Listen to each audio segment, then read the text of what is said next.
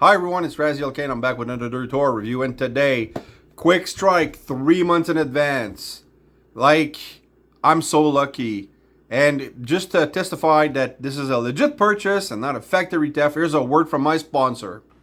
That's right, DJC Collectibles. From what Derek told me, he ordered from a sorted case instead of a solid case, which means I have this figure before a lot of people, and I'm really happy because maybe today I'll actually get some views. Hopefully. So I'm gonna unbox this and show you the figure and, look at the clip insert and everything and have fun. This is gonna be the review.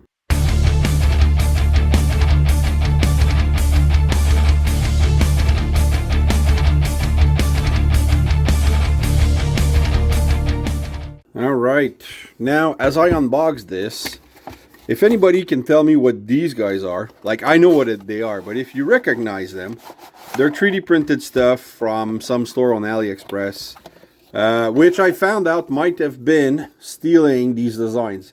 But I spoke to the owner of the design, and he didn't seem too upset about it. I wish I had his name, I forgot, kind of met him on a stream. And yeah, so, but his designs are really good. But the person who printed it did a shitty job with the legs. They're a little loose, so I had to kiki them so that he would stay in place.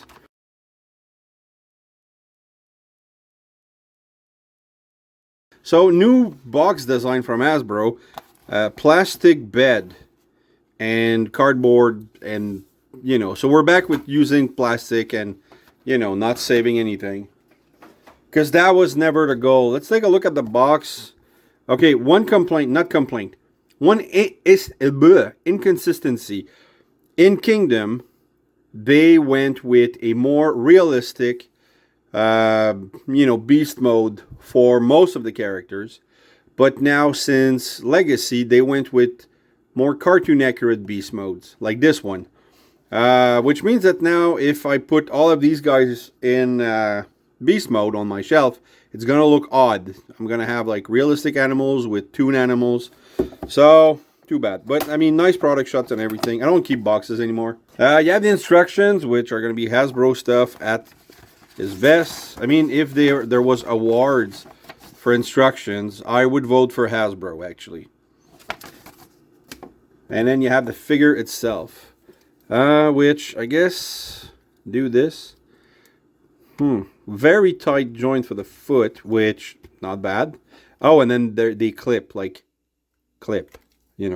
He looks good. He looks more golden than yellow. The artwork made him look yellowish, but this is more of a gold. But it's a different type of gold. So, I like it though. He looks really good.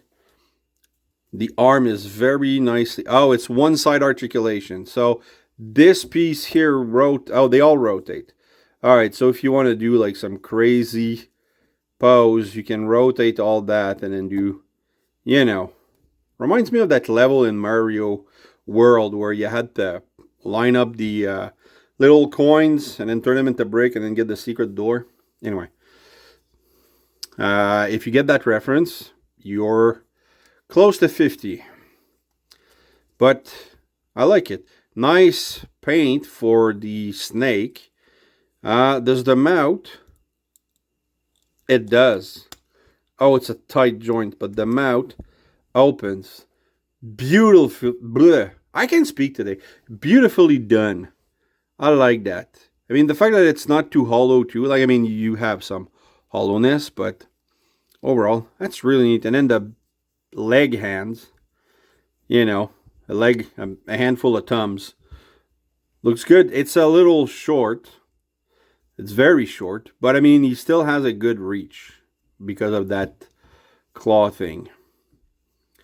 In my colorblind eyes, this is more orange. This is golden. Gold plastic, and then this is painted gold with the spark chamber. Nice teal. I want to use teal or turquoise. Again, colorblind. Nice red eyes, and then that golden thing here. The legs could have used a kind of a skirt, because, I mean, the joint is very exposed. And then you have the scorpion butt flap. And then again painted with the turquoise, tealish. And then nice paint here. And then you have, I don't know what's are these eyes? I don't think so, but, you know, looks good. Articulations are going to be way weird. So you have the rotation at the head. Like this. This moves a little bit. I guess to give you, well, it doesn't really improve on the arm articulation, but you can do this. You have, like, this is fully 360 everything. Spin, turn around, you know. Oh, this gets in the way. Doesn't lift enough. All right. You have the head that moves. So you do get your Ferris wheel-ish on both sides. You have this. The spider legs don't have any type of, or scorpion legs, don't have any type of articulation like Tarantulas and Black Arachnia had. You have, if you lift the butt flap and turn it around, you probably, well, yeah, it's kind of odd, but you do get a full merry-go-round. Beautiful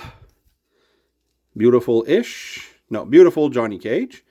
And, well, yeah, he kind of stands on its own. Kick forward, kick back, full rotation at the leg. You have a 90-degree knee bend. No rotation at the thigh, though. Well, you kind of do because there's a mushroom peg here, but I mean, it's not... Yeah, it's not very practical. But I mean, it does its job. You have a ankle rocker and, I guess toe-tilt because of the transformation for that. So, yeah, not a bad figure. Like I said, he's not even one of my favorite characters. But I like him. Now I have to go dig out all the other guys from Beast Wars and just put them together. And, you know, I'm only missing Rampage. Yeah, that's it. And then for the Maximals, I'm missing a Cheetor and a Depth Charge. So, getting closer. So here is Quickstrike with Sugarbot, the guy he basically replaced Scorponok, and fellow fuser Silverbolt. And it looked good. I think he's been given a lot more love when it comes to colors and paint. He's kind of plain. Alright, let me put this guy in alt mode. Okay, I really thought I was done shooting shorts for transformation. Because I don't get views, but I might do it for this one because it's an interesting transformation. One thing that you'll notice is to add to the stability of the scorpion legs, they webbed it, right? So it shows a lot, and even from the top you can see it, you know. So it kind of, I feel like he's sitting in like a plate or a bowl, or it's just kind of a weird look from the top. From the front, well, you can see the, you know, pins and joints, and but it's not bad. I mean, it's really cool. You have the pincer, you have the maw, and then you have the serpent thing, and then, you know, fairly good reach, but it's not like in the show where he could really snap at you because the back doesn't bend. But the design of the carapace or the abdomen looks really good like that. There's a, you know, bit of gappage, but, you know, you need those ports for transformation and stuff. There's a 5mm port. You'll notice I haven't talked about accessory. He's accessory-less. There's nothing, unless I am very mistaken, which I'm not, I just checked. There's nothing in the box for accessory. He has a bit of a big mouth because that's the crotch here. So from the front, he looks like he's sitting on top of things, like a plate, like I said. But I mean, it's not. He's a goofy bot to start with, so that's pretty good. Careful when you move the crotch area, because there is a pin here holding. There's a pin right there, going into a little hole right here.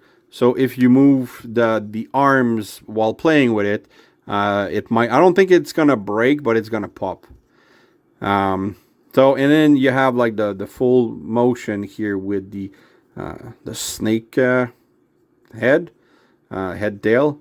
And then you have like the legs, you can move them if you need. You still have that motion, but there is, you know, they do tell you to fit them in that hole here so that they're stable. Underneath looks pretty clean. A bit of a waffly abdomen, but overall not bad. I like the scale design on the snake tail. It looks really good. Could have used a little bit of, you know, shading and painting like they did here on top of the head.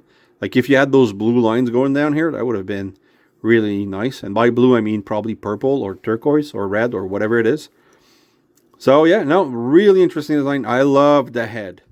I mean, it would have been nice if he had like a maw underneath.